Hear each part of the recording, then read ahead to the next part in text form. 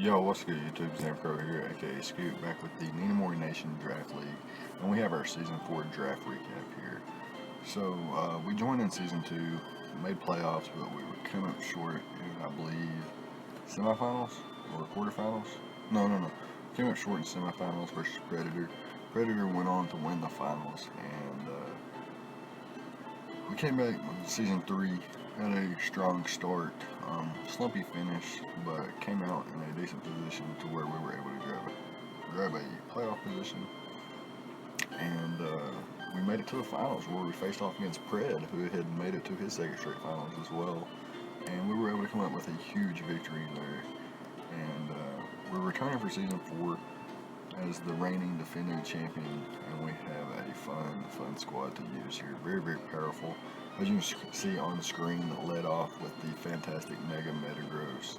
We've got Hydreigon, Clefable, so a very fantastic Fairy Dragon Steel Core there, just straight off the bat. We have Suicune and Landorus, very potent threats in their own right. Licky, Decidueye, Oricorio, and Mudsdale. So I've never used Mudsdale before, and I wanted to try that bad boy out, and it fit well on the team as I needed another more reliable ground type and another Stealth Rocker. So let's start off with Mega Metagross. So this Pokemon went second overall in the draft to my buddy Curtis. So Aegislash actually went first. I guess Mega Metagross's price was too steep, and I told Curtis, I was like, man. And this was before we even knew if Mega Metagross was even allowed. I told him, I was like, listen, dude, if you get one of the high picks, if you get Mega Metagross for me, I'll get Snorlax round 1 for you. No doubt. Because no one else is taking a round 1 Snorlax except me or Curtis. So I took round 1 Snorlax. My opponent, or Curtis, took a round 1 overall 2 Mega Metagross. I had the 4th overall pick, and he traded down to me. Gave me the Mega Metagross. I gave him the Snorlax. So Mega Metagross, base 80 HP, not too outstanding, but pretty average. Its next 5 stats are insane. It's got an attack stat of 145, which is boosted by its Tough Claws ability, which, if you guys didn't know, this Pokemon's contact moves have their power multiplied by 1.3, as if it has a Life Orb on top of base 145 attack. And with its Clear Body pre-Mega ability, Intimidate, doesn't affect me and things like that. So this thing hits like a truck. Base 150 defense. Are you kidding me? Base 110 special defense. It's defensively insane.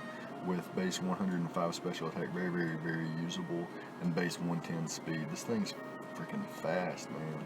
It has a stab moves such as Meteor Mash, Bullet Punch, and Zen Headbutt. Very potent.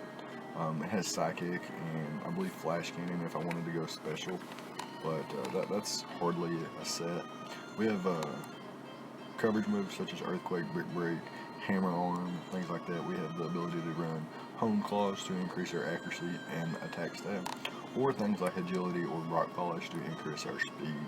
We have things like double screens with Light Screen and Reflect. We have Pursuit, which is a really nice tech there, and we have Stealth Rocks. So this Pokemon gets Stealth Rocks. Despite being a huge offensive threat, I could see multiple times where bringing Stealth Rocks on this thing can be very useful, and it gets techs like Magnet Rise, Miracle Eye, and things like that. So this Pokemon's going to be very fun to use. A lot of people wanted it banned, but a lot of people saw where some of the other players, including myself, thought that, hey, maybe Mega Metagross isn't broken in Gen 7 Draft League like it was in Gen 6. Something to test out for sure. Tested it currently in the International Draft Masters. It didn't do like super amazing, but I'm sure it was fun to build with and tough to prep for. I can vouch for that myself. So next up we've got Hydreigon. You guys have seen me use Hydreigon quite a bit lately. Very solid dragon type, very versatile. Has the ability to run Choice Scarf, Choice Specs, Choice Band even, with things like U-Turn, Dark Pulse, Crunch, Dragon Rush, and Draco Meteor, and coverage moves such as Flash Cannon, Flamethrower, and things like that. It gets Roost, Taunt, Defog, really nice utility in just those 3 moves alone. It also gets things like Reflect and Thunder Wave, which is really nice. Tailwind could be a nice tech as well. And yeah, just an overall fantastic Pokemon. Got a decent typing as well, and pairs really, really well with Metagross. I took this thing second overall. I really wanted Bulu, but ultimately decided Hydreigon because I didn't think that it would make it back to me. And it turns out that it wouldn't have, as the AAA who picked Aegislash was actually going to take Hydreigon if I didn't. So really nice that I picked it up, prevented anybody else from getting it too. So next up we have Clefable. So Clefable is a very, very fantastic Pokemon. I've talked about it time and time again. Its stats are decent.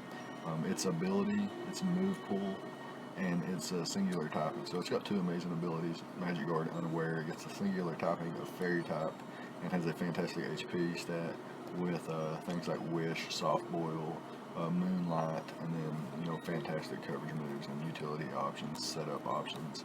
And like I said, two abilities that make it just one impossible Pokemon to prep for or play against. Another Pokemon that's really good and can pull wins out of its butt. So, like Clefable, we have Suicune with Crocoon, Vencoon, all kinds of different Coon sets. This thing's a nuisance. Base 110 HP, base 115 in both defenses, and base 90 special attack is nothing to laugh at with base 85 speed. So very, very, very bulky Pokemon. Can be used as a tank, can be used as a setup sweeper, can be used as a wall to kind of defensively check certain threats. With its coverage, it's usable. Nothing too fantastic there, but a really nice ability and some staple sets in the OU tier that can really work wonders in draft as well. So next up we have Landorus Therian. So in round 5, I seen Landorus Incarnate with Sheer Force was still available, so I was like, fuck it, I'm just going to grab this bad boy. And I did. So we've got Sheer Force Landorus, plus things like Mega Metagross and Hydreigon with the backbone of Clefable and Suicune already in our first 5 picks. So I was just blown away by this draft. Has base 101 speed, so breaking that 100 milestone by just 1 point. Very, very fantastic speed tier there with fantastic attack stats. Base 125 attack, base 115 special attack. Its speed stat with a decent bulk and a fantastic typing. With its ability Sheer Force and most of its moves being affected by Sheer Force, basically like having a Life Orb. And speaking of Life Orb, you can run a Life Orb with Sheer Force, and you don't take recoil damage either. So this thing is just fantastic Life Orb user with all of its moves basically being boosted by Sheer Force anyway. It's just amazing, really. Fantastic move pool. I'm not even going to get into it. It's so insane, and it's got a couple cool techs too, and then it has some utility such as knockoff and defog, but nothing too outlandish there. And I guess alongside Clefable and Mega Metagross make up my first 3 Stealth Rockers, which is pretty cool. But diving into some of my lower top tiers, had to really dive into the bottom of the barrel for these. But I found some gems, as you can see on screen. Licky Licky, the Fat Blob, I love this thing with the Oblivious ability, or the Cloud 9 ability, can be really, really useful. Just bulky on both sides of the spectrum with base 95 defenses and base 110 HP, a normal typing, meaning its only weakness is fighting, and it has an immunity to Ghost, which is really cool.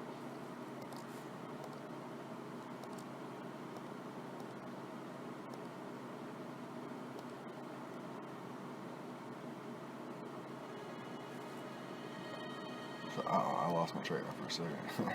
Anyways, yeah, Licky Licky, y'all saw me use it before. I've even used it, I used it in my first season of the NNDL. I actually played it last season as well. Very, very fun to see on both sides, using it and facing it. Fantastic Pokemon overall. Next up, we've got the Decidueye. So with our normal type, we decided to grab a Grass type. Also gives us a Grass type, complements Suicune really well as Hydreigon and things like that. So, we got the Decidueye here, another U-turn mon, so I've got 3 mons with U-turn, grabs me a really nice momentum into Mega Metagross, or just into one of my defensive pivots, or into one of my other U-turn mons. Maybe not packing U-turn on those, but, and this thing can defog, it can roost, it can baton pass. I don't know the extent of baton pass. I don't think I can pass speed plus another stat, but I believe I can pass Swords Dances and Master Plots and things like that, which would be really cool. And I think I can pass speed alone, which is really nice. So the thing gets Spirit Shackle, its signature move, which once it lands on an opponent, The target cannot escape unless it has something like Volt Switch, Baton Pass, or U-Turn, or it faints, which is really cool. Raikougars, I'm not going to talk about. You guys know what I do. I've been spamming the hell out of Raikougars lately. And last but not least, we've got Mudsdale, which with the stamina ability becomes a fantastic defensive Pokemon with base 110 HP and defense. Really nice there, and very, very usable with special defense as well at 85 with a base 125 attack stat. So really, really nice tank here, and one more Stealth Rocker to the squad. And gives me some nice ground spam with Landorus. So if my opponent doesn't have flying types or just has an absurd ground weakness, spamming Landorus, Incarnate, and Mudsdale together isn't a bad idea whatsoever. So yeah, that's gonna be the squad. It's not, I guess, not the most analytical video, not the most detailed video, but again, this is just a recap. I don't think draft analysis videos are too proper. 30-minute videos explaining what most people already know isn't too fun. I just explained why I picked these, when I picked them, and how they synergize with the squad, and just briefly went over a little bit of what they can do instead of going through the entire moveset and things like that. But yeah, it's gonna be the squad. Like I said, defending champions. It's like we didn't have a great record last season, but like I said, defending champions. Despite not having the greatest record, we do have something to live up to coming back into the season. Had we not returned, it'd be a little bit different. We just retired from the NNDL as the champion, but you're not really champion until you defend your title. So let's come back and try to defend it here. Starting off, our first match will be against AAA Battery, who did draft the Aegislash, decided to pass on the Mega Metagross. So, looking forward to that. Let me know what you guys thought about the draft, though. And the other people's draft, I may or may not leave the NNDL document down below, and you guys can check out all the drafts. But let me know what you guys thought. Leave a like, comment, and subscribe, all the good stuff. And I'll see you guys next time. Thank you for watching.